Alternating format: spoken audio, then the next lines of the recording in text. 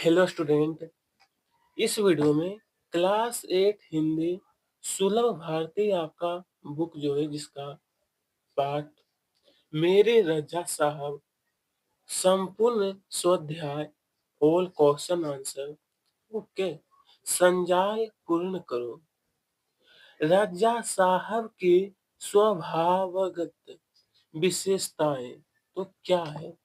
तो student answer number 1 धैर्यशील, भाषाओं से प्रेम, स्नेह वे अपनेपन की भावना और तन्मयता वे लगन से काम करने की वृत्ति। ओके। अब स्टूडेंट कृति पूर्ण करो कि दोनों ने मिलकर चित्रों की प्रदर्शनियां यहाँ की थी। तो कहाँ? Student first number Mumbai, London और यहाँ पेरिस और यहाँ न्यूयॉर्क। ओके, यहाँ न्यूयॉर्क। Okay student. अब नेक्स्ट क्वेश्चन फिर दिया है कि सूची तैयार कीजिए। पाठ में विविध देश का नाम। पाठ में तो यहाँ London, Paris, New York. London, Paris, New York. Okay. अब फिर नेक्स्ट क्वेश्चन कि पाठ में उल्लेखित विविध भाषाएं। तो आंसर हिंदी, उर्दू, फ्रेंच, अंग्रेजी। हिंदी, उर्दू, फ्रेंच और अंग्रेजी। ओके। अब कृति पूर्ण करो। खाने की इन चीजों में रज्जा साहब की जान अटकी रहती। तो कौन सी चीजों में रज्जा की जान? आंसर तो स्टूडेंट कंप्लीट द आंसर। यहाँ आपको सबसे पहले दाल और यहाँ क्या हुआ? रोटी, चावल और लास्ट में आलू की सब्जी। आलू की सब्जी इस प्रकार से पूरा भर लेना है। ठीक है। अब आगे स्टूडेंट भाषा बिंदु की पाठ पुस्तक से 10 वाक्य चुनकर उनमें से उद्देश्य और विधेय अलग करके लिखो। उद्देश्य और विधेय। तो स्टूडेंट यहाँ पर आपसे वाक्य कि रज्जा साहब को अच्छा खाना खाने का शौक था। उद्देश्य रज्जा साहब को और विधेय ये हो जाएगा। इस प्रकार से नंबर 2 में मैं दिल्ली पहुंची थी। नंबर 3 हमने बातें की। नंबर 4 वे गणेश को भी पूछते थे। नंबर 4 तक। अब नेक्स्ट। अब नंबर 5 मैं कलाकार हूँ। मैं और कलाकार हूँ। मैं सोच में पड़ गई। नंबर 6 तो मैं सोच में पड़ गई। वे तुरंत खड़े हो गए। नंबर 7 कि मैंने उनके हाथों को छुआ।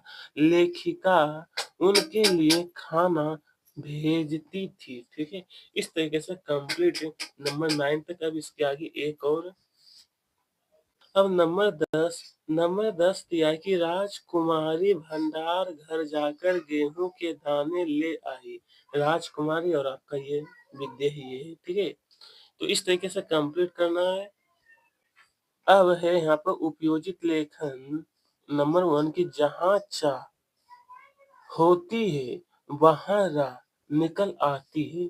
इस सुवचन को आधार बनाकर 80 शब्दों में तक कहानी लिखिए। तो स्टूडेंट आइए देखते हैं कंप्लीट आंसर कि विजयपुर नाम के छोटे से नगर में अथर्व नाम का होनहार व परिश्रमी लड़का रहता था। इस संसार में उसका कोई नहीं था। वह अनाथ था। दिन भर मेहनत मजदूरी करके वह स्वयं का पेट पालता था। अथर्व को पढ़ाई करने की चाह थी, लेकिन स्कूल जाने के लिए उसके पास पैसे नहीं थे। इसीलिए वह शाम को शाम को मजदूरी करके करके घर आकर अपने आप ही पढ़ाई करता था। फिर इसके आगे अब देखते हैं, पढ़ाई करता था। पढ़ाई करते समय यदि कुछ समझ में नहीं आता था तो वह अपने आस-पास रहने वाले बच्चों से पूछ लेता था। ऐसा करके वह पढ़ना-लिखना सीख गया। एक दिन नगर के भव्य दीवार पर लगाया विज्ञापन उसने पढ़ा। विज्ञापन में लिखा था कि सरकार होनहार बच्चों को छात्रवृत्ति देना चाहती है और इसके लिए छात्रों को मौखिक साक्षात्कार के लिए सरकारी दफ्तर में आना पड़ेगा।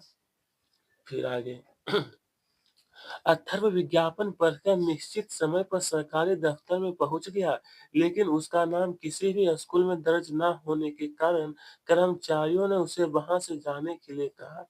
अथर्व के पास ललक थी पढ़ने की ललक थी, पर वहां से जाने के लिए तैयार नहीं हुआ। वहीं पर खड़े होकर वह विनती करने लगा। उसी वक्त जिला अधिकारी वहां पर आ पहुंचे। उन्हें सारी बातें समझ में आ गई और उन्होंने अथर्व का साक्षात्कार किया साक्षात्कार किया, साक्षात्कार लिया। फिर आगे थोड़ा-सा और बस इतना ही है कि मुलाकात में उन्होंने अथर्व को कोई प्रश्न पूछे। आश्चर्य की बात यह थी कि किसी स्कूल का छात्र ना होने के बावजूद भी उसने सभी प्रश्नों के सही उत्तर दिए। अतः उसकी होशियारी की तारीफ करते हुए जिला कार्य ने उसका छात्रवृत्ति मंजूर कर दी। सच ही कहा गया है कि जहाँ चाह होती है, वहाँ राह होती है। जहाँ आप लोग जाना चाहते हैं, वहाँ की राह खुली रहती है, वहाँ की रास्ता खुला हुआ रहता है। ओके। अब कहा गया कि मैंने समझा। तो स्टूडेंट लिखना है कि व्यक्ति को सर्व सर्वधर्म समभाव की भावना के साथ सर्वत्र प्रेम फैलाते हुए आगे बढ़ना चाहिए। जीवन में छोटी-बड़ी बातों को महत्व देते हुए अपने कर्तव्यों का शांति में धैर्य से पालन करना चाहिए। कैसा कैसा? तो शांति में धैर्य से पालन करना चाहिए। अब आइएगा स्वयं अध्ययन कि किसी गायक गायिका की स्वचित्र स्वचित्र जानकारी लिखो। तो चलिए स्टूडेंट, हाँ, आंसर आपका होगा कि मेरी प्रिय गायिका स्वर कोकिला के नाम से विख्यात श्रीमती लता मंगेशकर जी हैं। लता जी का जन्म 26 सॉरी 28 28 सितंबर 1929 को मध्य प्रदेश के इंदौर में हुआ था। लता जी के पिताजी पंडित दीनानाथ मंगेशकर संगीत प्रेमी वे थिएटर से जुड़े थे।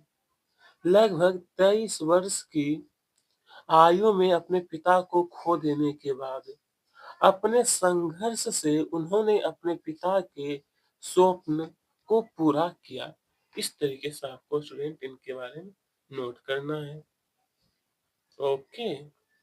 और फिर इसके आगे कि भारत रत्न से सम्मानित लता जी ने 20 से अधिक भाषाओं में लगभग 30,000 से अधिक गाने गाकर दुनिया में सबसे अधिक गीत गाने का Guinness book of world record बना दिया। गायन की दुनिया में अपनी विशिष्ट पहचान बनाने वाले लता जी समय-समय पर Padma Bhushan, Padma Vibhushan, film Filmfare पुरस्कार, lifetime achievement award, Rajiv Gandhi पुरस्कार जैसे लगभग सभी पुरस्कारों के साथ-साथ देश के सबसे बड़े पुरस्कार भारत रत्न से भी नवाजी गई। भारत रत्न से भी नवाजी गई। ओके प्यारे स्टूडेंट। अब मौलिक सृजन मौलिक सृजन फर्स्ट क्वेश्चन कला से प्राप्त आनंद अवर्णनीय होता है। अपने विचार लिखिए, अपने विचार। तो स्टूडेंट आंसर कि मन के अंतःकरण की सुंदर प्रस्तुति कला कहलाती है।